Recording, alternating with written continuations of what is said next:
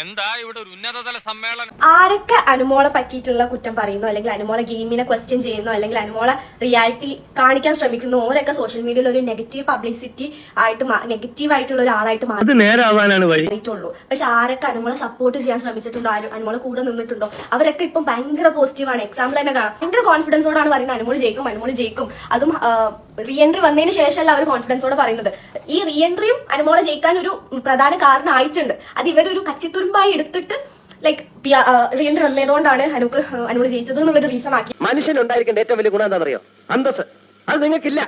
അതിന്റെ മുന്നേ അനുമോളെ PR ആയിട്ടുള്ള ഈ വീഡിയോയും അനുമോളെ ടോക്സിക് ആർമിയും വാട്ടർ ഇറ്റ് ഈസ് ഫാൻസും എല്ലാവരും പറയുന്നുണ്ട് അനുമോളോട് ജയിക്കാൻ. അപ്പൊ അങ്ങനെ ഒരാൾ അത്രയും കോൺഫിഡൻസോടെ പറയുകയാണെങ്കിൽ അവർക്ക് ഭയങ്കര ഒബ്വിയസ് ആണ് ദാറ്റ് അനുമോള് ജയിക്കും. അനുമോൾ എത്ര ഡേറ്റ് ഗെയിം കളിച്ചാലും ഒരു കുഴപ്പമില്ല. ഞാൻ ഇപ്പോഴും പറഞ്ഞത് ഞാൻ കൊടുത്തിട്ടില്ല എന്ന് ഞാൻ പറയുന്നത്. ഇപ്പോഴും ഞാൻ പറയണേ മൈക്കിട്ട് ഞാൻ പറയുന്നത് ഞാൻ കൊടുത്തിട്ടില്ല, ഒന്നും കൊടുത്തിട്ടില്ല.